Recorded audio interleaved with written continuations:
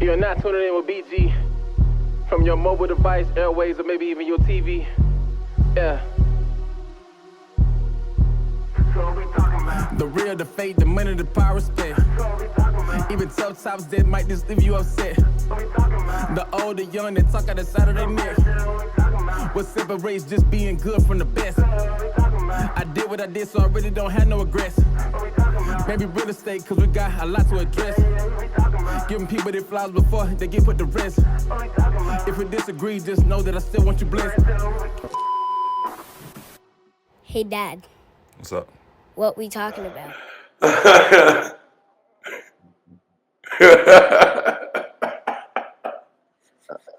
Hey, we live, man. Look, he laughing because he just brought up something that's very, very painful to me right now. But welcome back to BG What We Talking About, episode 20, I think this is. I got my dog Coach Green with me again, dog. Time to talk sports. But before we get into anything, I've been getting a lot of slack online, all of my social medias from a clip that I put out. I'll insert the clip right here. That would have changed this game if you had to worry about that. You ain't got to convince me. I believe in JALEN. No. But I'm do convincing believe you. that. Hold on, let me finish. I'm convincing you that he is the best quarterback in the NFL. And you know they're gonna kill you. You know they're gonna kill you online. They're gonna kill you online for this one. But yeah, this clip, Chip went all the way in and said Jalen Hurts is the best quarterback in the NFL. He should go into next year being the best quarterback in the NFL. And we've had conversations offline, and he kind of explained it to me, so I want to give him the stage right now to explain his take from last week of Jalen Hurts should be the best quarterback, should be considered the best quarterback in the NFL going into next year. Go ahead. I'm going to start off by clarifying. First of all, in that video, I meant to say that Hurts outplayed him 3 times, straight times in a row. Right? Winning two out of the last 3. And yeah, he should be number 1. Now, as a Philly guy, right, I love the underdog role, so I don't care what nobody said. Y'all want to put him underdog? I'm going to be cool with it. I'm going to be straight cool with it. The underdog fits us very, very well. But I'm just telling you, don't go by those numbers. Don't look at the numbers. The media has always had a problem with viewing the heart and understanding what it takes to win. They want to give you the glitz and the glamour. Joe Montana never had Dan Marino numbers. 4 rings. I'm just, 5. 5. No. Yeah, I think he got 5. He got 4. Young got 1. Oh, yeah, you're right. So I'm just going to tell you, Brady had great numbers when he had Randy Moss, but he had a lot of steady seasons where he wasn't throwing up. Peyton Manning was getting the yards and all of that, but he was getting the rings. And that's why they call him the GOAT. It's about being steady. He has been steady. He has beaten everybody that nobody else can beat. That's why he's the best. And you got to give credit for that. Patrick Mahomes has been more steady than him, though. Not necessarily. You can say that, but what I'm saying I can say that. That's a fact. Patrick Mahomes' career has been way more steady than Jalen Hurts, and Jalen Hurts has been amazing. But Patrick Mahomes ain't never lost in the first round. Patrick Mahomes ain't never lost to a Baker Mayfield last year. Don't get me wrong. I'm a Jalen guy, but I can't say Jalen is the number 1 quarterback because he's been steady when I've seen somebody be steady longer. No. And win more. Well, when we going on steady longer, we said this is on a year-on-year basis. So this is what I mean by steady. Year-by-year basis, he's coming in. Remember, I said he's coming in this year as the number 1 quarterback. The quarterback position is now all the way changed. If you can't run, it's about to be over. If you're not mobile and you just sit and duck and you got to sit up, it's over. But there's a guy who, when the quarterback position wasn't a mobile position, There was a guy who won Super Bowls, and after he won a Super Bowl, no, he never went into the next season projected as the best quarterback just because he won a Super Bowl. And I'm speaking about Eli Manning. Like, he won, and the next season he was never looked at as, you know what, he should be the quarterback to beat going in the next season. No, people realized that he was really good. He did what he had to do in the playoffs, but the defense held it down. Jalen did amazing, but I don't think he automatically dethrones Pat as the quarterback to beat just because he beat him the last 3 times they played. Well, just because he outplayed. Going into next year, listen to me. Mahomes gonna come back for sure, but I got Mahomes gonna be number 3 in my ranking. Yeah, I know. Yeah, Lamar Jackson. This is just the ranking for me going into next season. I think Baltimore is going to get better. I think the Chiefs is absolutely going to get better. But I know when you're talking about Hurts, now we got to, even though we're losing some continuity with the new coordinator coming in, even though he's in-house, I think all of these guys know each other very well. I think the numbers is only going to get better. Oh no, yeah, the coordinator situation don't bother me at all. Jalen's had a different coordinator his whole career, and since his sophomore year in Alabama, he's had a different coordinator every single year throughout his career. So that part don't bother me at all. And I mean, Eli and Hurts is 2 different. Like, we talking consistency here. That's exactly what I mean. Like, he's been consistently doing it.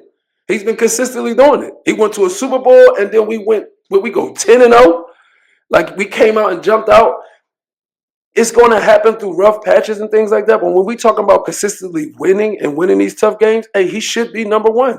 But again, I can care less about where you rank him. I love the underdog role. I'm going to say it again. I love when we're the underdog. You can sleep on us. Hurts is number 1 in my book coming in to next season. And the number's only going to get better. I'm just saying, you keep using this consistency number, and Patrick Mahomes lost 2 games this season. I'm just saying, like, somebody was more consistent, and then when the time came, our team was just better than the Chiefs. I mean, I'm not hating on my team. I love my team. I gotta play devil's advocate, and I can't say that I agree with the Hurts being the number 1 quarterback. I say he's top 3. I got him at top 3. But then remember what was the bottom line? He still outplayed him 3 times straight. He did. At the end of the day, if I beat you 3 times straight, you ain't better than me, bro. At the end of the day, the Philadelphia Eagles are Super Bowl champions. Jalen Hurts will be addressed as a champion for the rest of his life. That's all that matters. Shout out my Eagles, man. But let's stick to some Eagle talk for just a second. Yeah. I smell a hater. The Packers have put in a petition to get the TUSH push banned. They were the team to put it in. It was initially announced that a team had put in a proposal to get it banned. And then later it came out that it was the Packers. We played the Packers 2 times this year. And I guess they did not appreciate the brotherly shove. What are your thoughts, man? You know, over the course of playing sports and winning a lot in sports, I've learned that when you win, you get so many haters. And they're going to do whatever they can to bother you, whether it's mentally, physically, whatever they can do to get you out the way, they're going to do it. It's going to come with it. No way you should be banned in the TUSH push. You know why I love the TUSH push so much? Can we call it the brotherly shove? I just don't love TUSH push. Like, I hate. We got to call it brotherly shove. Yeah, I hate TUSH push. I've hated that term since the first time I heard it. Yeah, brotherly shove for sure. You know, I played for a team called Frankfurt Boys Club back in the day. In the first play of the game, we used to do a quarterback sneak. Just And our line coaches always say, just to impose our will. So I love the play. I understand like why we do our play, and it's unstoppable. I mean, if you go and put it in the history books now, okay, I won't be happy, but I'll be happy.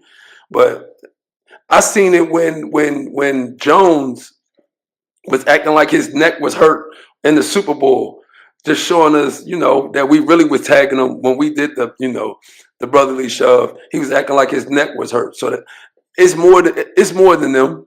They want to ban it. If they don't want to ban it, they want to copy it. Oh no, it's 100% more than the Packers. The Packers was just a proposal. They do need 24 votes to get it actually banned when the league goes to their league meetings.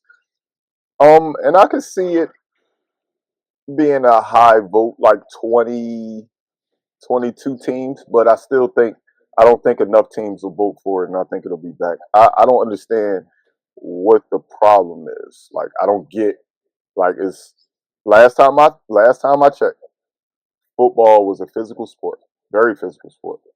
And a lot of times it was about, hey, showing I'm tougher, I'm stronger, I won't let you move me, I can move you.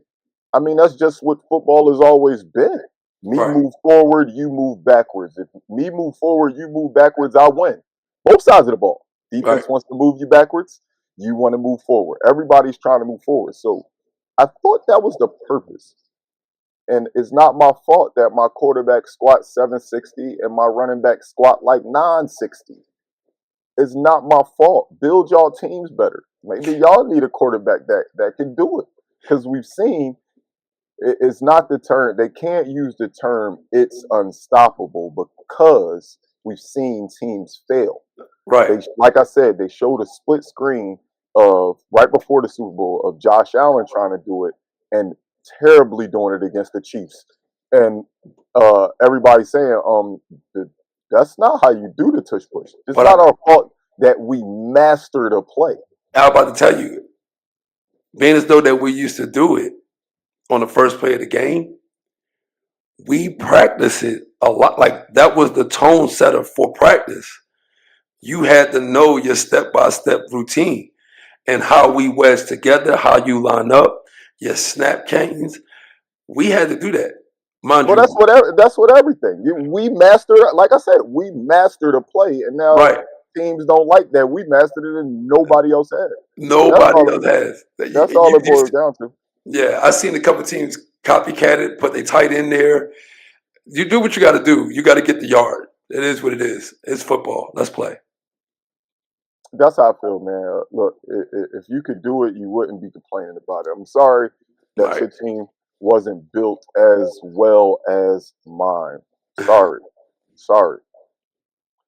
Hey, man, I want to stay in the city just for a little bit longer. Just stay in the city just for a little bit longer, dog.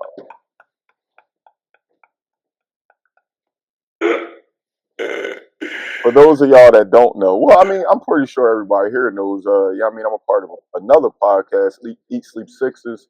Yeah, I mean, we on pregame, postgame, every single Sixers game. Man, go over there and subscribe on YouTube. But man, oh man, it's hard to be a Sixers fan right now. We were down by 50 at one point last night to the Chicago Bulls. 50. Make it make sense.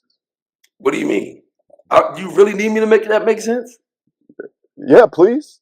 They're tanking. Like, what are you talking about? I mean, so who's tanking? The organization or the players? Oh no. That is a organization thing. I don't know if you know. It happens. But how are the players down 50 to the Chicago Bulls? I mean, they when you know what. I'm waiting. I don't want to give them no excuses. They need to come out with energy and effort. But when your organization, when everybody at the top knows what's going on, that trickles down. And when you know what's going on, you know what's going on. The biggest problem is from top down. I agree. But at no time in life should we be down 50 to the Chicago Bulls when they're missing 3 starters. I don't They're know why. missing 3 starters. Why? We're only missing Embiid. We should never be down 50 points in an Why? NBA game. Why? We've been like this. I mean, we've been like this all season. Chip. I don't think you hear what I just said. I'm gonna say it one more time. See, Right. maybe my tone isn't coming off right. I Right. didn't say 15. Mm-hmm. We were down 50 at one point Mm-hmm. in the game Mm-hmm. to the Chicago Bulls, who don't even have a star. Fuck an all-star. They don't even have a star, and we were down 50. At some point, what's up with these players too? Top down is bad. Morey got to go. Elton Brand, I don't even think he really got a job. Nick Nurse doesn't look like he's coaching anymore. I think the players also got to be held accountable. Down What are you 50 going to hold them to? You're not hearing what I'm saying. All right, so let me make it in the layman's terms. If you know that everybody quit, then that's what it looks like. Everybody quit. You lost by 50. Like that. I guess I've seen enough sports where nothing surprises me or shocks me. And this is what it looks like. I know when everybody quit. So I just know what time it is, what that looks like. They quit. Right. And this is when, players can have a problem with the organization quitting. And that lets me know that I think that they're approaching this wrong. Like, even though there's no doubt I would sit and beat out, but I will come to him in a correct way. Like, look, we want you to be working, like we working on our game this whole time. We working on, if we do make the playing game, we gonna work for that. Because if we make the playing game, we want you to come back. But you ain't playing no more right now. It was so many ways that they could just approach the game differently, approach this whole situation differently. In my opinion, in this point, everybody is on the clock. Everybody is on the clock. So if everybody's on the clock, you should be preparing that way. And they're not. They quit. I see privileged. We got another year. We good. So I'm not going to be upset. Whatever takes place after that should take place. But if y'all going to pack it in, that's what y'all did. 1, 2, 3 Cancun. Y'all packed it in. Bye. But what I will say is, on your day off, and make sure y'all go down to the inner city and build something up, right? Build something up. Y'all owe it to them fans when y'all do that. So go down there. Hey, Kyle, take them down there. Shout out to Kyle Lowry. Shout out to y'all. What's up? What's up, Louis? Take them down there. Gil, all y'all, take them down there. Take them BE down there. Go build something up in the city. God knows they need it. Them in the city, all of them need it. You know what I'm saying? Like, it ain't about hope. You need to let them know that they will be great, right? And you need to talk to them about the process. You want them to trust the process? Let them know. You know what I'm saying? Like, with that type of performance, not cool. Paul George, you being here, like, if you cook goods, cool. The least you can do, go down there then. It sounds good, but you just said the key word. These is privileged superstar athletes. You think Paul George give a damn about the inner city of Philadelphia? Like, he might show face everyone. He's not about to be. No, he's probably doing what me and you doing right this second. He's probably on his pod right now. He's probably on his pod right now. I get it. I get it, right? But I mean, they live their life. They live their life, right? The organization, we can say they shouldn't be quitting. We ain't gonna be able to tell them what to do with their money. But like I said, all I say is, even if he is on his pod, that mean he can hear it, he'll see it, right? Go down to the inner city, bro. When y'all playing like this, when y'all perform like this, just go to the city. Hey, get a hoop, get some rec, or at least talk to him. At least do that to the inner city. Trust me, it means a lot. It'll go a long way. I know that. It'll go a long way. They don't care. Yeah. Well, they got a show now. There's no way the Eagles could do what they did, and we show blue collar, and we work the way we do. And I'm a guy. I'm an advocate for basketball, and I'm also an advocate for the NBA players. I think y'all been taking more than a lot of BS. I believe that. But the only way you can change that, especially in these situations, is y'all got to go down and build up them communities. Y'all got to do that. Y'all owe it to the city to do that. Y'all owe it to the city to play basketball. Hey.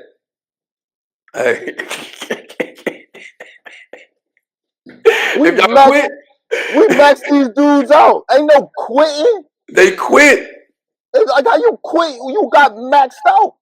They lost by 50. They didn't lose by 50. We was down by 50 at one point. I think we lost by like 28 or 30 something. But at one point we was down 50, dog. Man. Where do where do you think we go from here? Do you think it's a possibility? There's rumblings to Embiid retirement.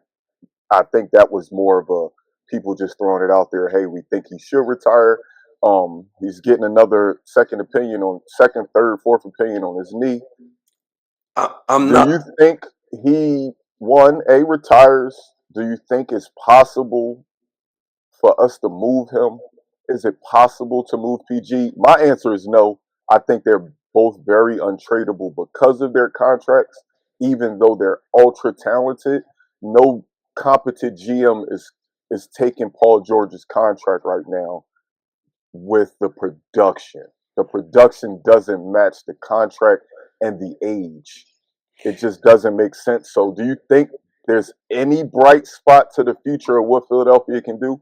What can we do to maybe get this right at least next year? What do you see the focus of getting next year right? What can we do? Well, as far as the Embiid thing goes, I do want him to be healthy. Like, I don't wish that on nobody. I know that can be extremely hard, and it's unpredictable. From a business standpoint, like, you kind of, I don't want to say rather him retire, but if he retire, you could pay him over recoup time. some of that money. Yeah. You don't have to pay it the way it was set out for the contract. Right, and you can move forward. That's probably why retirement is coming out. Like, all right, look, we could get you this, and all right, it's unfortunate. Paul George, I mean, you probably got to eat it. They probably got to eat that contract clause for another year or two, unless you move them with a draft pick. I mean, you could move them with draft picks. You could do something like that, but it's just hard to believe anybody would take that contract, dog. That contract is bad, dog. You know what? I'm trying to think of the last person I've seen just go cold like this, and it like a blink of an eye. I'm really like, dang. The last person, you know what? The last person I seen go like this was Bynum. Now that I think of it, when the Sixers signed Bynum, and yeah. I was so excited when we got Bynum, and that man didn't play a game. He just sat on the bench with weird hairstyles. I never forget that shit. You know what that meant? You know what that meant? I don't want, He said, y'all paid me? Oh, yeah. I'm done. Yeah. And, I just hope, I don't even want to hope, I don't like that word. I want to see Paul do better. And I could kind of see the mental, like, it's getting to him mentally. Oh, yeah. Yeah, like. As a professional, when you've been good as long as Paul George's been good, right? You never want to put this type of tape out. You never want people to have this type of tape on you, the type of tape that they have when you're in a Philadelphia jersey this year. I mean, his name is too big. His legacy is too strong to have this 60-game window of who ball. Like, who is this? This ain't Paul George. It don't look like Paul George. Yeah, yeah, definitely. This doesn't look like him. And maybe, I mean, things got to get better. I just think this is a good time for his leadership to come out. Like, he a vet. Even he hasn't even seen nothing like this. So, And that was one of my questions on the pod after the game. I say, yo, what's being said in the locker room? Like, after we lose these type of games that we just lost to Chicago, like, what's being said? Like, who's stepping up and saying, yo, what's up, yo? This is embarrassing. Dog, watching that game and seeing that lower bowl of the stadium just empty out yeah, and be empty in the middle of the fourth quarter, yeah, that's not Philadelphia, dog. We right, went through that. We went through that, so we never had to go through that again. right. Why do we don't deserve this, dog? We went through the process, bro. We don't deserve this. Oh, no, you about to go through the process again. That's what's bad. That's what's bad. But they'll figure it out. When I look at it, man, now I just don't even. They'll figure it out. You got it. You got some moves to make. You got some moves to make. And like I said, when you get in these situations like this, everybody's on the clock. But the thing is, I only got one person on the clock. Who? The ownership. But that's more than one person. That's the only people I got on the clock, Chip. I want it gutted from the top. I want Daryl Morey and Elton Brand gone. And even though Nick Nurse was dealt a raw deck, he didn't expect to be coaching a team that Embiid goes out the lineup. Didn't know we were going to get from McCain. McCain shined, and McCain's out the lineup. Paul George is not the type of player we thought he was. He didn't sign up for this, but he also isn't doing a good job with what he's been dealt. So I'm cool with just chopping the head of the snake off, dog. Start from the top and then figure it out. We need a new GM to figure out how to change this team. All of the changes Morey did to this team set us back, dog. It set us back. We were a constant losing in the second round team, and we hated it. And now we're starting to be worse. We took a big risk. Now we keep swinging for the fence to make this square peg fit in this circle hole to make things work with Embiid. It's not easy to find players that work with that type of player. That experiment shit with making things work with Embiid is over. Because I wouldn't be surprised if Paul George went somewhere else and still averaged 20. It's Philadelphia. It's hard to play with that dude, man. It's hard to play with Joel. Oh, it definitely is. Because what I'm looking at right now is a copycat league, and it's about stats. We glorifying somebody who got the ball all the time. You got to have the ball all the time. No, you need to pass the ball and get it back and know how to score the ball the right way. Know how to really anchor the paint. So when I look at it like that, the team wasn't even built. It's built a lot on Embiid. So if Embiid not playing, now they are. What you see is them scrambling around trying to find the identity, and then not. Oh, go ahead. Finish your point. You don't have the player to do that. To play like this with no big and win all the time. And then the bad part about it is everybody else that they put around Embiid. This is how you know we don't know how to build a roster. Everybody that's around Embiid, their strength is ISO ball as well. All we do is run ISO basketball. Hey, clear out. Paul George, your turn. Maxey, your turn. Kelly Oubre, your turn. Like we don't run sets, but our sets are to get people isolated to an island so they can ISO. Yeah, they try to confuse us and make it look like they ran a play, but the end of the play turns into an ISO. The play was just to get that player in an isolation situation. That's not winning basketball in the NBA. I'm sorry. It's not. Well, no. That's, I mean, no, not like that. No, because the play is supposed to get it to this person, and we're supposed to give them space. But while we give, the way we give them space is we are options. So we are cutting and moving. So we are options. They're not doing that. They're standing. Standing and watching, dog. But, all of our plays is just 5 on the perimeter and one right. isolation, go score. Right. But again, this is what happens when you quit. Like when you tell people who are competitors that you quit, this is what happens. Like I'm telling you, I'm just not shocked. Like it's gonna be a lot of losing. This is what tanking look like. This is what it really is.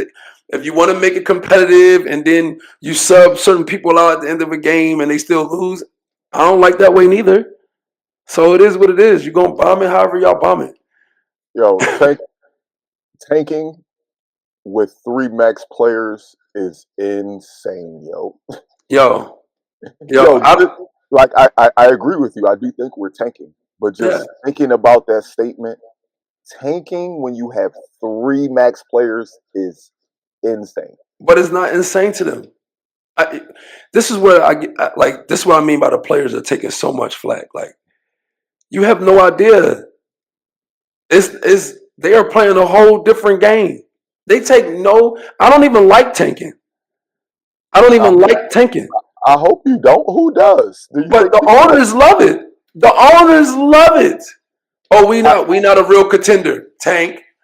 We're gonna try to get draft picks. They will do it with max players so they can get draft picks so you can pay a draft salary.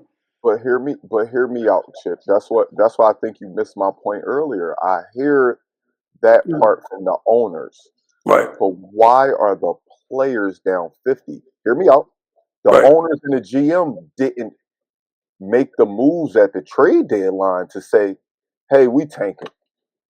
This is our roster, Chip. The only piece missing is in B. Nothing is different.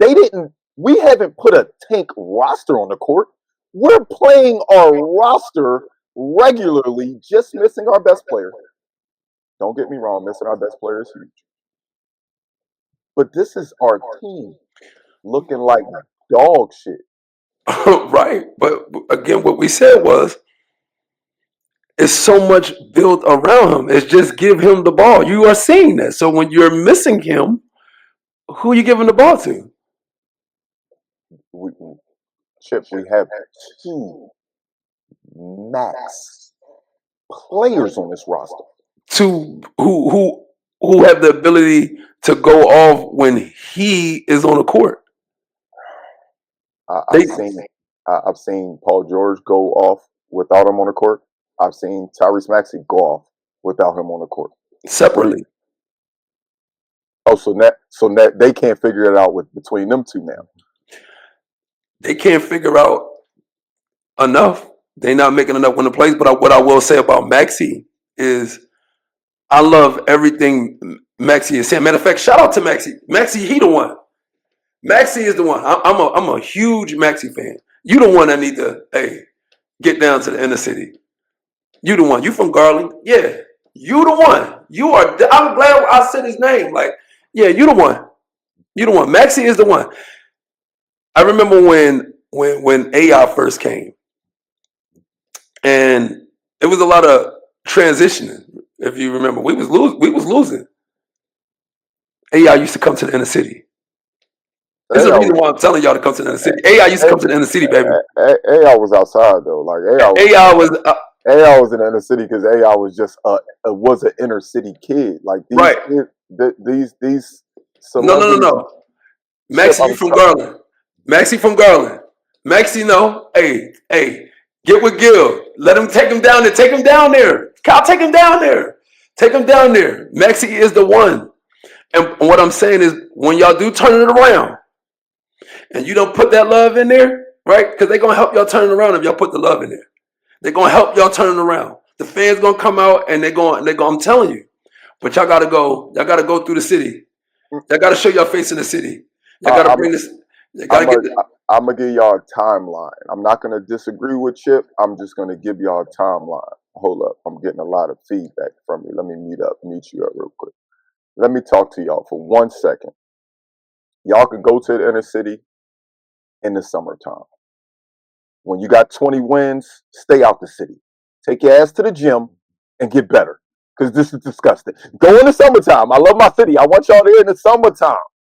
But with the basketball season going on, I don't want to see you in the city when y'all losing by 50 to the Chicago Bulls. I don't want to see y'all in nobody's city, and nobody gym, and nobody Boys and Girls Club until after May. That's all I'm going to say. I'm not disagreeing with Chip. I'm just saying, wait till the summertime. Let's move on, dog. Let's move on. Hold on. All right, we're going to stick to basketball for a little bit, man. LUKA and LeBron starting to look good together, man. I know how good LUKA is. I know how good LeBron is individually. But are LUKA and LeBron with the Lakers roster legit contenders this season? Yes. First of all, I don't know why people we gotta stop listening to the media. They don't know.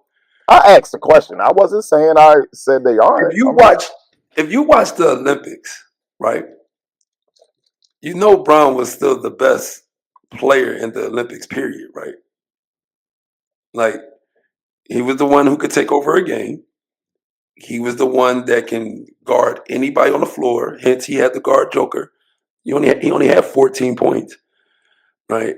So, and he can make all the plays. He can pass. He can dribble. It was nothing he couldn't do. So why wouldn't LUKA and LeBron be the ultimate perfect guys together? They move the ball.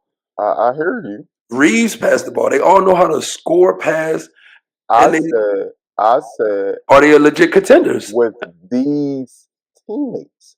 I know what LeBron is. I know what LUKA is. I know what Austin Reeves is.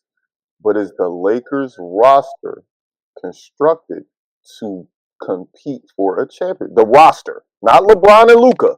The roster. Yes, because they force you to, with the lineup that they have, they force you to play small ball. If you play small ball, LeBron is now the biggest thing on the court. They don't force you to play small ball. Denver, nobody can force Denver not to play their lineup. Why? I watched it time and time again. And you seen Denver play big time. Who? Their small ball lineup is their starting lineup. Like, they don't care that Joker's the 5, Aaron Gordon's the 4, Michael Porter Jr. is the 3. That's their small ball lineup. Well, like, nobody going to change who Denver is. I don't think Denver the favorite, but I don't think the Lakers can beat a team like Denver because they so small. No, they're going to blow Denver out because they don't fear. They don't have no fear for Joker. Like, did you just say they're going to blow Denver out? Bro, you just seen them beat Denver. They just beat Denver. They beat Denver. They dubbed them. They can beat Denver in a series. They can beat Denver in a series. Okay. Listen what I'm saying. If I know that LeBron can limit Joker and we faster than you, it's really you pick your poison. Like, Joker, if you shoot a 3 and LeBron is guarding you and LeBron get that rebound, you really in trouble. But what makes the Lakers faster than Denver? Just because Joker's slow? Well, and Joker, think about it. If LeBron is playing the 5, okay, and Joker is playing the 5, LeBron is way faster than Joker. So it's mismatches both ways. Yeah, but because it's mismatches both ways, I don't know if I would say the Lakers is faster than Denver. Why wouldn't you say that though? Because Luka's slow as dirt, and that's my favorite player. Okay, I'm not disrespecting my man. The Lakers not fast. No.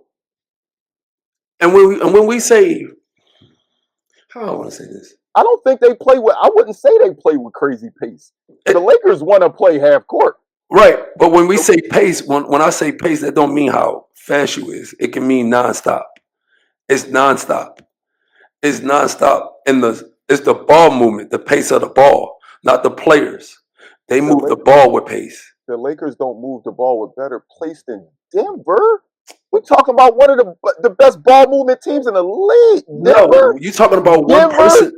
No, you talking about one person who moved the ball. Joker moved the ball. And it still be on a string for everybody else. They all play for each other. They all get the ball to Joker. One game, Michael Porter had 30. The next game, Jamal Murray had 30. The next game, Aaron Gordon had 30. The next game, Joker could have a triple-double with them 30s.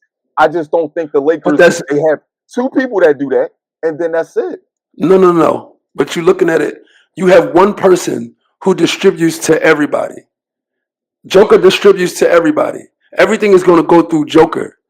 The Lakers have multiple players that everybody is going to distribute, meaning they're unpredictable. You don't know who's going to do what, but you do know they got two players who can have Joker games. And I just think that the Denver Nuggets have a better starting five. They lost about 23 points. You know that, right? Was that 2 nights ago or was that last night? That's one basketball game. No, that's them playing against each other. The Sixers beat the Celtics this year on Christmas Day. Hey, listen. Anything can happen. I'm saying in a series with Mike Malone sitting across from JJ Redick, and JJ Redick has two amazing weapons. Mike Malone got the exposure of a lineup of 8 people that he know all. Who? You got your big. I mean, you got who? I'm who? Michael Porter Jr. was. Well, they won their championship, and after that, they've been getting sent home. So nobody fears them. It sounds like the Lakers. They won a championship, and ever since they've been getting sent home. This a whole new roster, though. Okay. They don't fear. I'm just saying they don't fear them. I ain't never seen a whole new roster win shit. What you mean? The first year. When does it ever happen? Bron do it all the time. Bron went through a roster almost every year. Them 10 years he went to the championship. Like if anybody gonna do it is Bronny. We shall see. I personally don't think they the favorites right now. My favorite out west is OKC. My favorite out east, obviously, is Boston. They just look like a well-oiled machine. Right. They got the continuity and they the champs. Again, nobody is talking about them. Nobody is talking about Brown. Is number. He could be number 1, but he could be easily the best shooting guard in the league. Easy. Donovan Mitchell. That's the back and forth with me right there. Like, but Brown is really clamping up. I want to bring up a quick one, something right quick though. Because I was a little mad that, instead of them talking about the All-Star game, everybody just talked about Bron not playing. But I really watched the All-Star game. And let me tell you something. When Brown got in the All-Star game, clamps. Oh, he played defense. That's just what he do. No, but they act like, they don't play defense in the league. Y'all just watch the wrong. I don't know what y'all watching. But oh no, I will say that this year's All-Star game, I think I said it last episode, this year's All-Star game, my only gripe was it was too short. They competed. When they saw it was a target score and it was a short target score, they scored 40 points in a quarter. Listen, they was going at it, dog. I like this competitiveness. When they was talking the world, what they didn't want to talk, they talked the world. Really, you want to bring the world? You want to bring the big guys over here? They ran right by them. Okay, and then Steph shot the face off. That's not a game y'all want. I don't think they want to play that game. They didn't give the NBA players enough credit in the All-Star game to me. They didn't give the OGs enough credit. And I see you about to move to that, and I cannot wait to talk about that. They don't give the OGs enough credit in this league. And that hurts the league. Because the OGs been cooking, still cooking, and counting. I love my OGs. But I'm not naive. I'm not going to say that just because you're an OG and I respect you that I got to keep you at a certain level. Well, this is the question I have for you. We're going to go through our top 10 NBA players right now. and see how many of the OGs are still in the top 10 currently. Not top 10 all time. We know some of these guys are just, come on. LeBron's name cemented. Come on. Durant name cemented. But where do they fall today in the list of top players in the NBA? Oh, you're going to play yourself with me. Oh, man. So I'm going to let you go first on this one because I got to laugh. So go ahead with your one. Who do you think? Who would you say is hands down the best player in the league? The best player in the NBA? Yeah. Right now, today?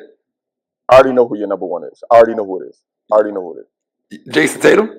Jason You Tatum. better believe it. But I'm fine with that. Okay, here we go. You know what? I'm not even going to do. We're not going to do an order. Okay, no order. We're just going to name players. So Jason Tatum is definitely in the top 10. You writing it down? Yeah, I got to write mine down because I don't want to miss. I don't want to miss out on certain players. Okay, so who next? Because I'm fine with Jason. I'm fine with Jason Tatum is definitely in the top 10. Okay. Number 2.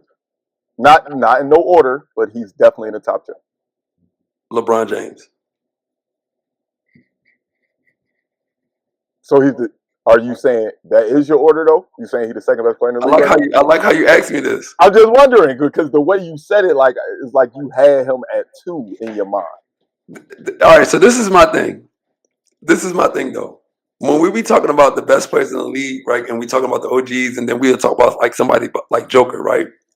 I just want people to understand that, like, when Bron and KD was their age, they were still winning way more than them. And they've been dominating so long that they still got these numbers. I'm just trying to help you to put that to context. No, I don't like your context because I'm not asking you about what they was doing when they was their age. I'm asking you today. Right. Today. Stop telling me about what they were. Okay. Today. Okay. You confidently say that today LeBron's number 2? Oh, I could confidently easily say that. I'm debating if I want to put him number 1. Okay. Easily. Okay. But no, all seriously, no order though. Jason Tatum, LeBron James, okay. Joker. Okay. Joker is definitely in there. Greek is definitely in there. Okay. KD is definitely in there. Brown is definitely in there. In my top 10.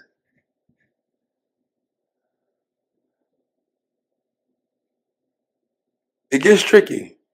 No, it don't, because you missed 2 people that's better than you gave me 6 names so far. You got 2 people that's probably should be higher than 4 of them.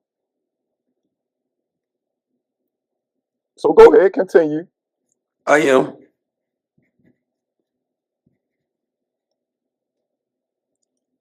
Luka has 7, but he on my wait list. Steph Curry. Sorry. Steph should have been on there. What number are you at right now? That's 9 or 8 for you? That was 8. I'm on number 9.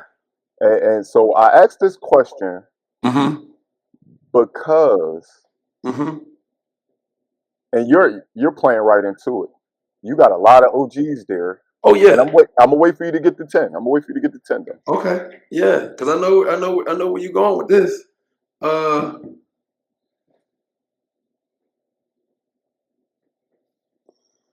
Where you at 8, right? I'm at 9.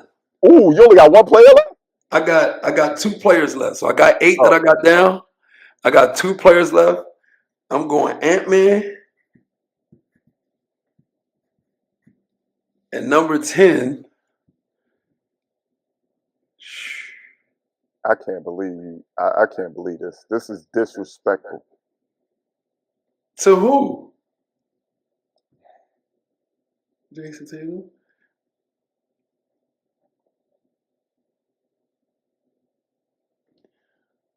Mm. My 10th pick. You about to blow this big time. For real? Yes. I said Greek. Go ahead, tell me who you got, man. Dang. Man, I'm going with Kai. Huh? No, actually, I'm going AD. AD. Okay.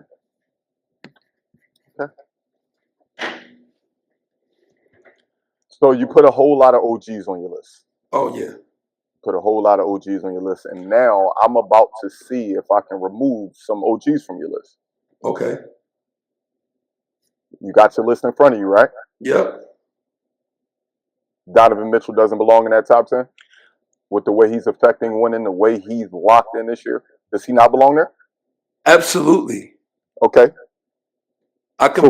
So who leaves? A OG, right? No.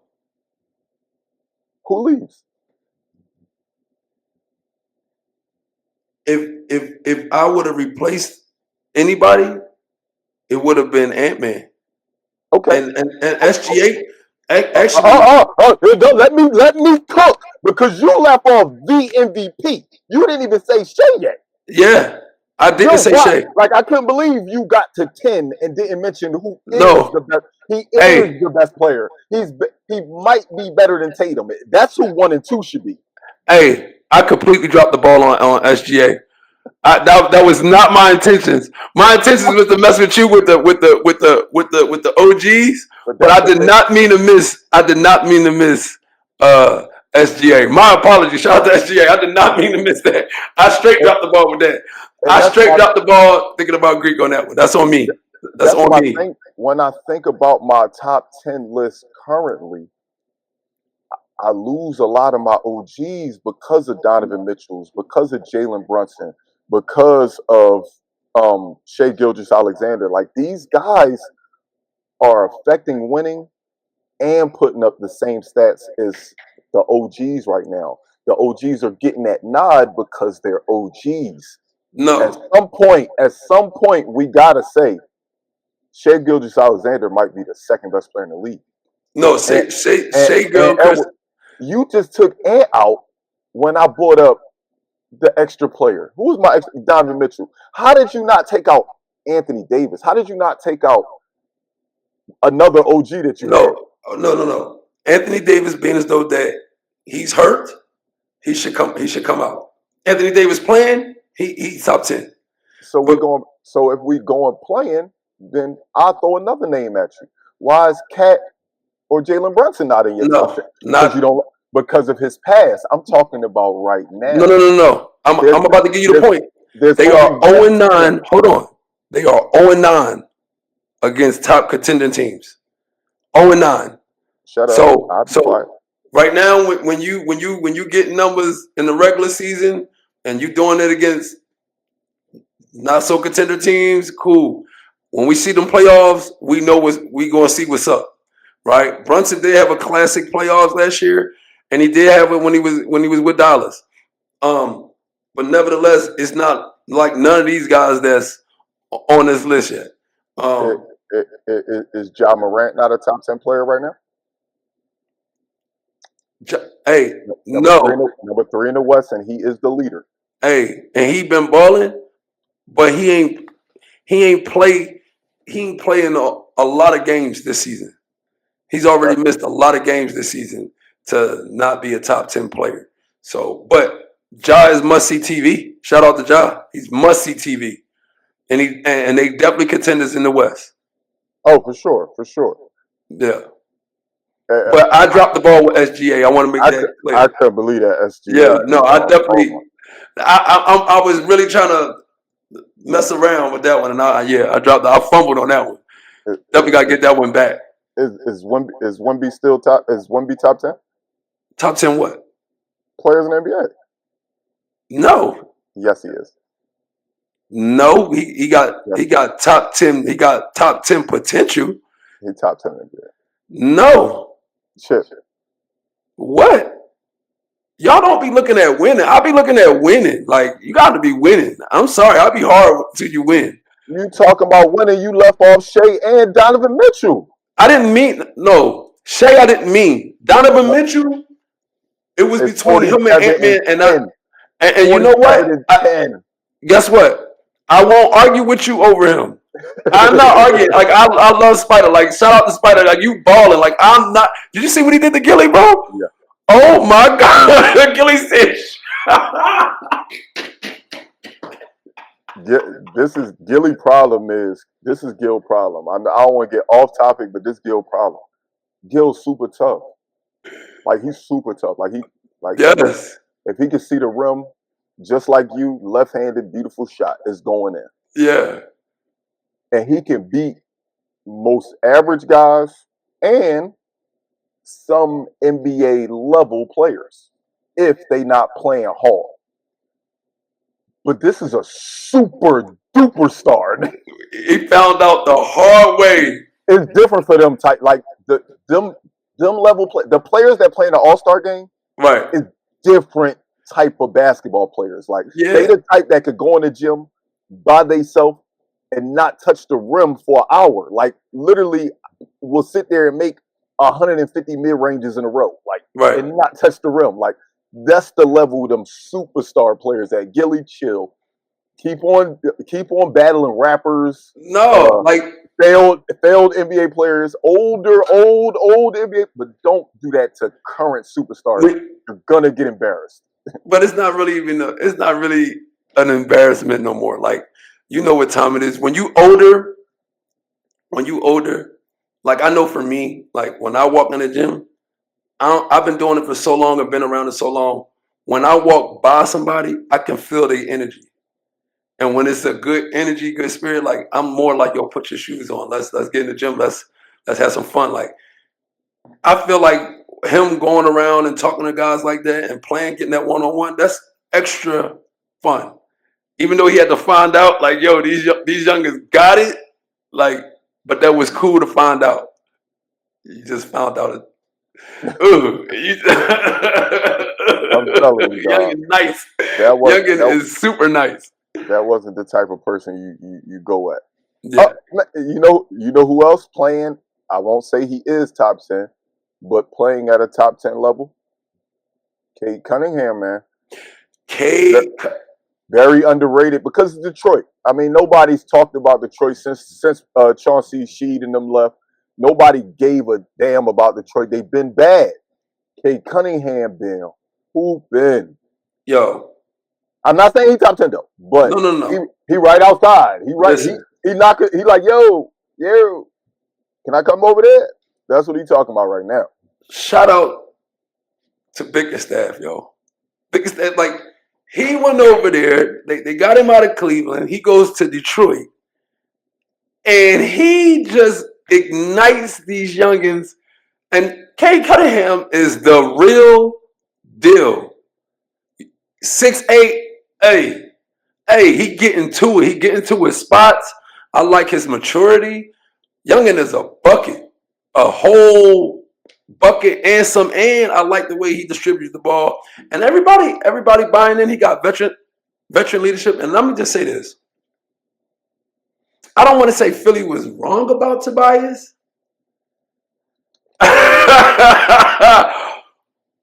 But they brought in the wrong person for Tobias. I don't want to say they was wrong, but they brought in the wrong person for Tobias. And now you see what availability looks like. It wasn't that we were wrong about Tobias. It wasn't that we was right about Tobias. Right. The writing is on the wall. I just said it about 30 minutes ago. It's hard to play with Embiid. Like, people can't be their normal self when they play with such a ball-dominant guy. And this is no knock on Embiid. He's an outstanding. No, this isn't a knock on Embiid. No, what I'm saying is he's an outstanding individual talent. But his type of talent is just not easy to play with. It's not an NBA. Like, if he could just play a one-on-one tournament for the rest of his life, he might win every one of them. So But he just does not like. It's hard for a player to be themselves when a guy like Embiid is on the floor, man. and it's hard for a player to be like Embiid and not think that you can evolve. So, one of the reasons why, I like Jason Tatum, and I always say he's the best player, is because I know how hard it is to be selfless. Like, to me, like, that's one of the hardest critiques. If you watch The Last Dance, like when Phil Jackson and Michael Jordan, I don't want to say they clashed heads, but in the beginning, they told Jordan, you're going to have to get off the ball more. If we're going to win, you're going to have to get off the ball more. And he couldn't understand that. What they mean is you're going to have to allow people to thrive in their roles. You're going to have the ultimate trust for your teammates to be able to be successful so we can all be successful. And that's one of the hardest things because you're going to take the flack if the team lose. But it's another thing when you make the team better around you. That should give you more credit. And that's why I give it to him, because sometimes your teammates or you might not be playing good, but you got to go make the winning plays regardless. And if you get off the ball more and you become selfless, that's what makes you a better defensive player, because you're not expanding all your energy on offense. My man Billy's argument to that one is when the moments was biggest, it seemed like Jason Tatum be kind of low and Jaylen Brown be kind of the guy. And yes, that does ring to Jason Tatum's greatness and ability to be selfless. But that be his knock on Jason Tatum. I don't want to speak for him, but that's kind of what he's always said. Like, dog, if you watch these games, dog, Jason Tatum, yeah, the stats might look like they there, but when it's come time, winning time, he say Jaylen Brown be that dude. And I be like, I feel you, but that's Jason Tatum team, and we know it. It's just Jaylen Brown is the best Robin you can ask for, and he play defense. He's Scottie Pippen. He a bucket, and he's going to lock up whoever. He's Scottie Pippen. Right, but I hate that narrative because... And I wasn't saying that's my narrative. I'm saying my homeboy Billy, we always debate sports, and that's one of his takes. He actually has gone as far as saying Jason Tatum ain't good. I think he's walked that back, and he got no choice. Good now, but he don't think he's one of them. Like he still thinks Jaylen Brown is the best player on that team. No, without doubt. And here's the crazy part. The thing about Tatum is, especially if you watch the finals, not only did he score and have big games in the finals, which he did, he made the right plays. Like, he initiated the offense, he made a pass instead of the pass, and he made the pass, and he rebounded. He led them in rebounds. He rebounded like crazy against all of the bigs. They was able to play their style of play. He had the energy. He guarded the post. He guarded the perimeter. He switched on everything. Like, he was flawless for real. Again, you're going to have offensive days where you might not hit your shots, but to be able to do everything. I love like-minded people, man. Yeah, that's basketball. Because the same person, my dog, like I said, this is not me speaking for him, but my dog Billy is a Kobe fan. And one thing he always knocks my guy LeBron for is the fact his lack of ability to take the shot. And all people always bring it up, he don't take the shot. He always doing this. Like, think about it. You just talked about Jason Tatum. He made always the pass, not just a pass. He always made the right pass. What was LeBron knocked for? What has LeBron been knocked for so many years because of his ability to be great? If you want to be mentioned with the greats, the Kobe Bryants, the Michael Jordans, hey, show me that you'll just take a wild shot or shoot 50 times a game or do whatever it takes to score. That was always the knock, and it makes sense because that's the same thing it seemed like with Tatum. A lot of people like, well, Jaylen Brown making the big shots at the end of the game. Yeah, that's where everybody's like, that's when I recognize that people are getting programmed. And missing greatness. And missing greatness. Like, you cannot miss the greatness. Like, LeBron James has been so great, bro. Like, you'll be a fool to not have him in the top 10. It just dawned on me. I was like, yo, first of all, you know how much like I like Jordan, right? And I don't like to compare the two because LeBron is still playing. Mm-hmm.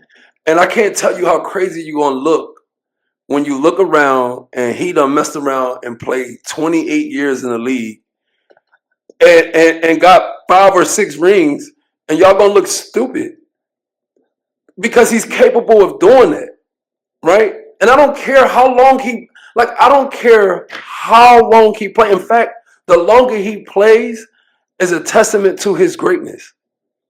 The longer he continues, and it's not like I've never seen a 40-year-old get better. He has gotten better. That is the most scary part to me. And so it's like if you put him around a team, like I told you before, like I got tired of watching him play with bums. So it is what it is. And I don't want to call it, like I'm not calling AD no bum. I'm just saying the way that they had things around him, it wasn't good. It wasn't good enough. It wasn't a good enough structure or whatever. It didn't even meet his IQ to even make him better. That's the crazy part. So whatever, like kudos to JJ Redick for even having that relationship, and they got that, right? It's fun watching him play. So what if he do? What if he do play Jordan career 2 times? 28 years. What if he do play Jordan career 2 times? And he get the rings. What are you going to say? I mean, it's like, what? It sounds crazy, but it's like, yo, it's not even unfathomable. Like, this is LeBron. This is how great he has been. And I want to say this, like, because the last time I tried to say this, like, you remember my iPod died or whatever, but there's nobody who is the bar to LeBron James. He sets it every day. He laces sneakers on now. Right. Every time he get on the NBA court, the bar moves again. And the bar, right? That's crazy. Like, dog, to say the words, "What if he played 2 Jordan careers?" That's insane. Like that's insane, dog. Because that's the part that makes him so great to me. I know people will look at the stats and then say, well, of course he got all the records. He played for so many years. But just live in the moment for a second and ask yourself how hard it is to play at an elite level in NBA. Man. Take that into account, and then take into account doing it for 20 plus years. I'm not here to say if Michael Jordan and LeBron James play one-on-one in a prime that LeBron James would beat him every time. Or say Mike is going to beat him every time. But for LeBron James not to be the greatest of all time simply because of what he was to basketball for so long, and that's crazy to me. At least have him in your top 2. That's what I'll say. Chip, I won't say it's crazy because Mike transcended the game before there was a LeBron James. There couldn't be a LeBron James without Michael Jordan. So I understand that. So I won't say he has to be your GOAT. But any imbecile crazy enough to not have him in a top 2, it's like I can't speak basketball to you. I can't speak basketball to you. And I hear you. It's just some simple things to me. Like all right, like to Jordan's credit, right? And this is some things that the fan just don't pay attention to. Like again, if you watch The Last Dance, they literally told him, bruh, I don't care if you win another championship. I am breaking all of this up. It's over for you. It's over. I don't want to win another championship. And so when you get that as a player, like it's like, so what game are we playing then? This is why the players needed that type of power to understand, like, yo, I need to be able to go wherever I need to go. When y'all doing what y'all doing, I need to be able to do what I need to do. You know what I'm saying? So when you look at LeBron playing all of these years, doing what he's doing, like think about it.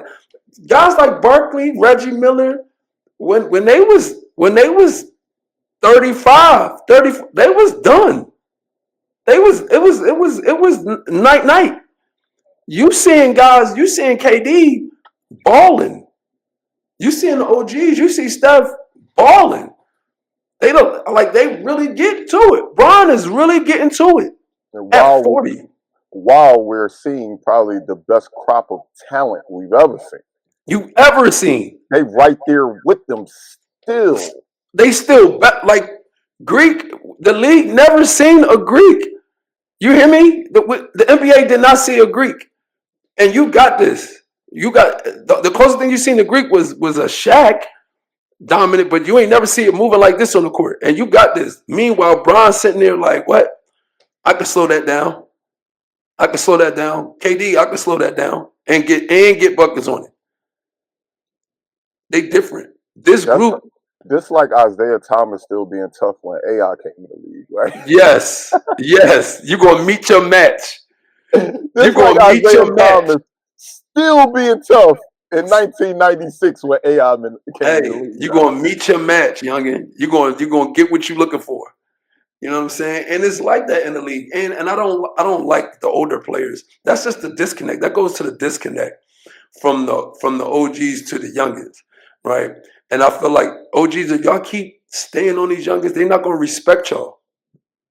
They're not going to respect y'all. And that's going to be a trickle effect because now when it comes to the youth don't want to hear nothing. But they need the old heads more than anything.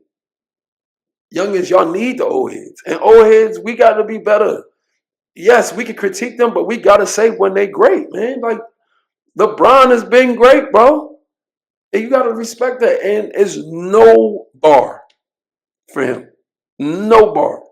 But I will say when it comes to Jordan, LeBron can never be LeBron today if he didn't see Jordan.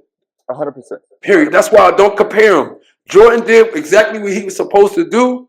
So LeBron can do what he is doing. So KD can do the same. Steph has done the same. They have kicked the door open, which is why you are able to get what you're getting now. And they are hating on that. And I don't like that. I don't like that. That's bad for basketball. You already know, like I said, the media is always going to change the narrative to something bad, dog. Yeah, that's corny. That's corny. Hey, we talked about basketball for a long time. One of our guys, man, SHADEUR came out and said, well, Dion came out. SHADEUR people, SHADEUR said he ain't throwing at the combine. Okay. You don't think he should? Okay. I think he should do what his dad did. I think he should go out there, throw about 5 strikes in a row, pop, pop, pop, and just run off the field. Like his dad came, ran the 40 and kept running and left. And y'all knew what time it was. Maybe you need to go out there and do that and just walk off the field. But blame it on the media and let this be another example of how I don't want to say I always like how the NFL protect their shield, but I like the NFL protecting their shield. I love that they even use that as a motto. I think the NBA should follow, like, protect your shield when it comes to your players too, right? You should do that. The media has been wrong and they've been outlandish. They was landish on Shiloh, and you can avoid all of that. And he got the leverage right now when it comes to this, so I don't know if he got the leverage though, because he some people saying he might not be the first quarterback off the board. If they saying you're not you saying so, you got pride. If you think you're the best player in the country, you want to be the first pick. I don't care what nobody says. You want to go really to the right fit. You want to go to the right fit, but you also want to be recognized as, yo, I was the best in my position. That's why they took me. Yeah and no. If you've been the number 1 pick, you're going to the worst team. I will gladly not want to go to the worst team. Remember, he going to be flashy anywhere he go. I think he's doing that because he don't want to be the first quarterback pick. I think he want to go to the right fit. I love that and I hate that. I think we talked about it I think me and you talked about it. I love that and I hate that. It's like, bro, if you so talented, you make this shit fit. We're gonna give you, hopefully. Now, don't get me wrong. There's some crappy organizations like the New York Giants that just don't know how to manage a roster and put together a roster right now. But if a GM and an owner look you in your face and say, "Hey, we're willing to put the pieces around you to make you the face of this franchise, to make you thrive," why not just trust the process? Why does it always have to be the perfect fit? Get out of your comfort zone and go to something that's imperfect and see if you can make it right.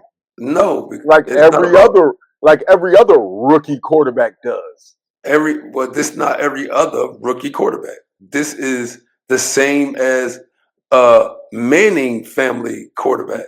No, it's and not. If you remember, Eli Manning was not selected by the New York Giants. Eli Manning said he wanted to go to the New York Giants. So it happened. And this is what that is. So we've seen it happen before, so I'm not surprised. And then again, like, when you say perfect situation and good management, like, that matters. You don't just push that under the table.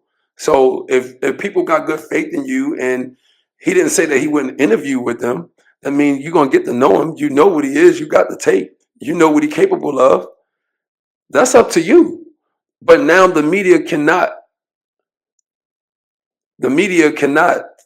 you know, portray him in any way. And now he could go about his business and control his narrative. I don't want it to be. I don't think he should perform at the combine so that the media can have a storyline. Well, is he good or is he not good? I don't want that. I just think at least have a pro day. Let us put your arm on display. Yes, he could say, "Well, I did it all season," but so did everybody else. That's the purpose of ain't that what the combine is for? Like, it's not like they just asking him to do the combine. No, but he didn't say he wouldn't have a pro day. He just said he's not going to do the combine. Okay, that is a fact. That is a fact. So, I hope he has a pro day because I would love to see that pro day. Yeah, because if you have a pro day, now he gets to control the narrative. Oh yeah, 100%. You understand? So that's what it's about. Like, and I'm telling you, it's very important that more, like, even NFL and NBA professional athletes, they need to protect their name and image. Like, you cannot let the media continue to drag you through the mud with crazy storylines. You need to control your narrative. This is why they got podcasts, because the media has been that bad. And that needs to be spoke upon. But okay, we just keep ignoring that. We're gonna have to fix it eventually. Yeah, but I'm not mad at him not doing a combine. Like, it ain't like we ain't seen before. Like, they'll figure it out. I wish he would though, man. I just like seeing the combine, man. I just like seeing the combine. I want to see the best players. I ain't gonna be mad. I love the combine, but I know his pro day gonna be lit. So oh yeah, it's gonna be crazy. I'm still gonna see the show. It's definitely gonna be crazy, man. We got the draft coming up soon, so good luck to everybody going in it. My guy from Penn State, Abdul Carter, said he's not doing the combine either. I was very surprised by that because he's such a beast. But he was dealing with some injuries going into the end of the season, so maybe he's not fully healed yet, and he don't want to show, look, I'm hurt. Right. You want to get all the way healthy, and you know what to expect. And on his pro day, he'll go in there and do his thing. For sure. Hey, I already know, man. This is BG What We Talking About, episode 20. I had my dog Chip with me. Chip, close us out, man. You got anything you want to say before we get out of here? Hey, the Mavs, Lakers tonight. Whoo, I'm in Dallas, Texas. It's going to be crazy. It's going to be heartfelt. But I'm looking forward to the show. Hey, I'm glad he just said that. Hey, y'all, he left another OG off the list. He left Kyrie out his top 10. Half them people in his top 10 can't even hold Kyrie. Come on. Look, we out of here, man. No, it's too late, Tyler. They can't. It's too late. You let me know. Follow on IG, Coach _Green 03. They can't guard it. Holla at me, yo.